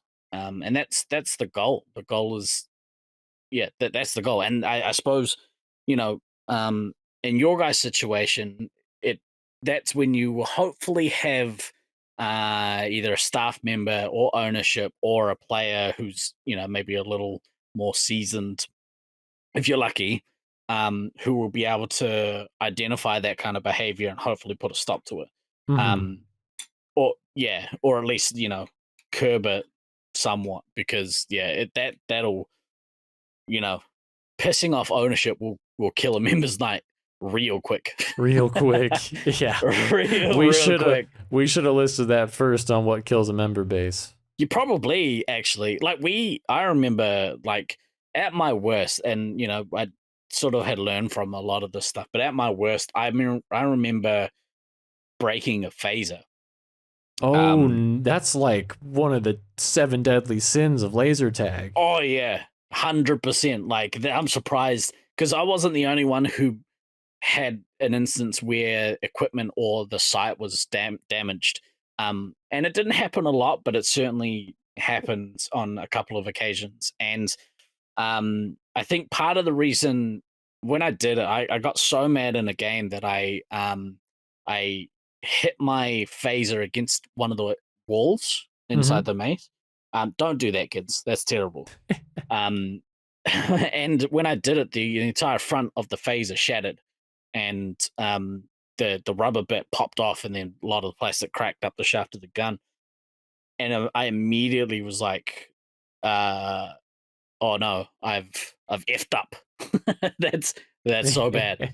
And I gathered all the bits. I went out and I talked to the owner who was there at the time, and I said, "Hey, look, um, I've done this. I'm incredibly sorry. I will pay for the damage. It'll never happen again." And never it never happened again for me anyway.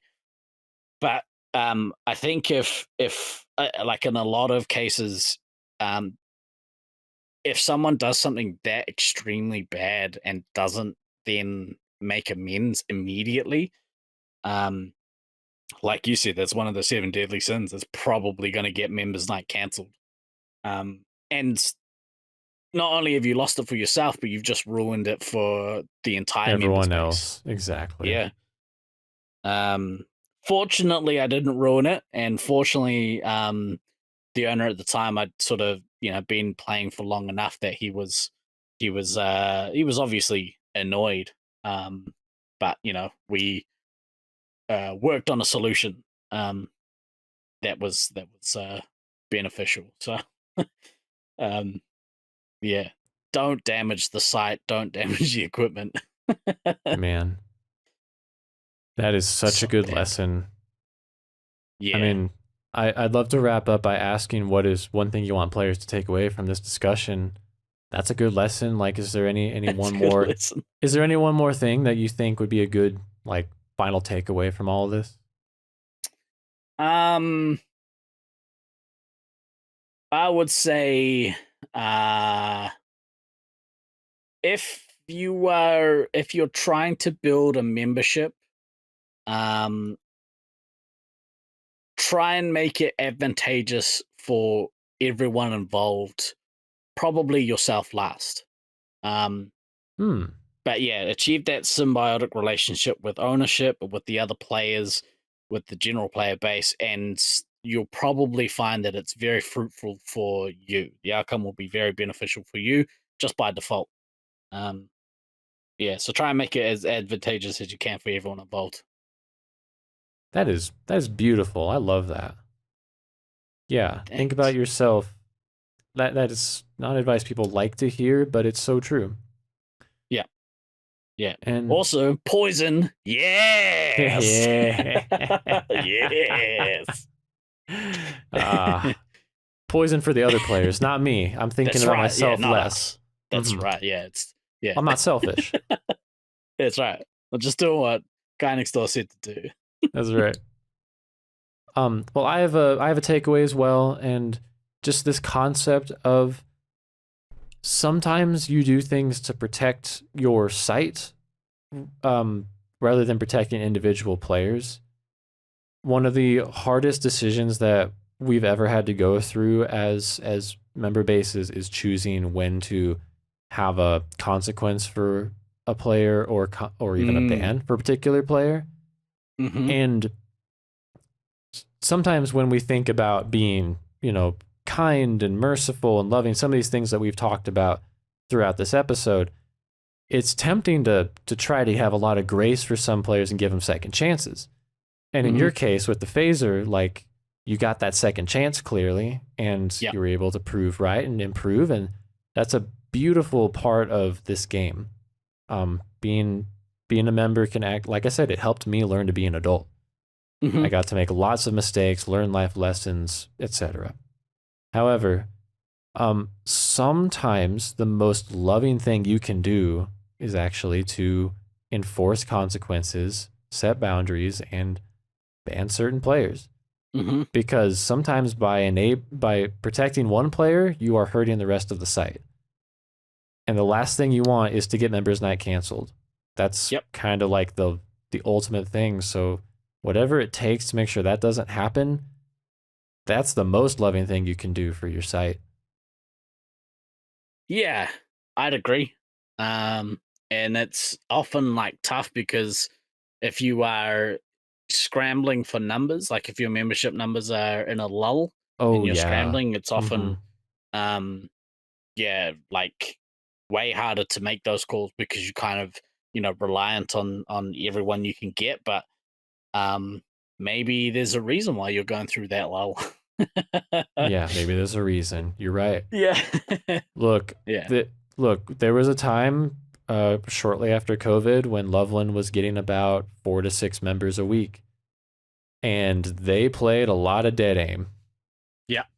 And it was still it wasn't their favorite game mode, but it was still fun, and Yep. they were still friends. So the friendship did keep them coming back despite losing out on their favorite game mode. Yeah. So take Yeah, the exactly hit right. temporarily in numbers and make sure you don't have any bad apples in the bunch, Yeah. All right, man. Is there anything that you'd like to plug for the listeners? Yeah, we do, like I said, we do the Resupply podcast once a week on Twitch, twitch.tv/the Resupply. We talk for the most part about laser tag, specifically Laserforce and Space Marines. We also put a lot of ourselves into that show, so Mm-hmm. we often will start with general shenanigans. Yeah. Which, I don't know, give us like the first 20 minutes if you just want to turn up for laser tag stuff. But yeah, check out the Twitch stream or on YouTube at youtube.com/at the resupply, I think it is. Yeah, there's plenty of stuff, and like big shout out to you guys for adding to the uh the amount of content that is available for Laser Force players specifically. Mm-hmm. Because I think you guys tackle something that we most definitely don't. But also, like, you guys are I would say more polished, Hmm. and create a great amount of content for people to consume. Yeah, it's great to see. Well, it's a great honor for you to say that. I think I speak for both of us when I say that if anybody out there is looking at making their own impact on the Laserforce scene, wanting to make their own content, we are not going to ever tell you, don't do it. Don't start your own podcast. Don't start your own talk show. Don't, whatever it is. Yeah. I'm trying to be the change I want to see, you know? I see this as something that could be worldwide famous member bases all over the globe someday. And I hope this inspires other people at other sites to build up their own member bases, get involved in competitive tournaments and live the life, have the gift that we've gotten. So it's pretty life-changing stuff if you can manage to capture some of it for yourself. Oh yeah. Yep. If you're fortunate enough to be near a site, but thank you for that. And yeah, check out their show. They're great. I listen to it every week. And if you get in there live, you can have live commentary in the comment section on Twitch and ask questions. And honestly, been one of my favorite things. Out, prior to COVID, we just did an edited podcast. And like it's good, but I think our strength is in the ability to interact with people. So Twitch gives us the ability to have a conversation with each other, but also, the wider community on a weekly basis. So yeah. Come over and have a yarn with us. All right, G&D. I have one final request for you. Can we close this out resupply style? Oh, 100%. Do you want me to do it or you want to do it? Yeah. No, you do it, man. It's your outro. All right, well, look, thank you guys for listening to the podcast this week. Follow the channel for weekly. You guys do weekly, yeah? Yeah, doing a weekly every Monday. It's right now what we're doing. Check out the content every Monday on YouTube. But for this week, I've been GuyNextDoor. I've been Mischief. Always remember to backtrack, kids. We will see you next week. Kaki.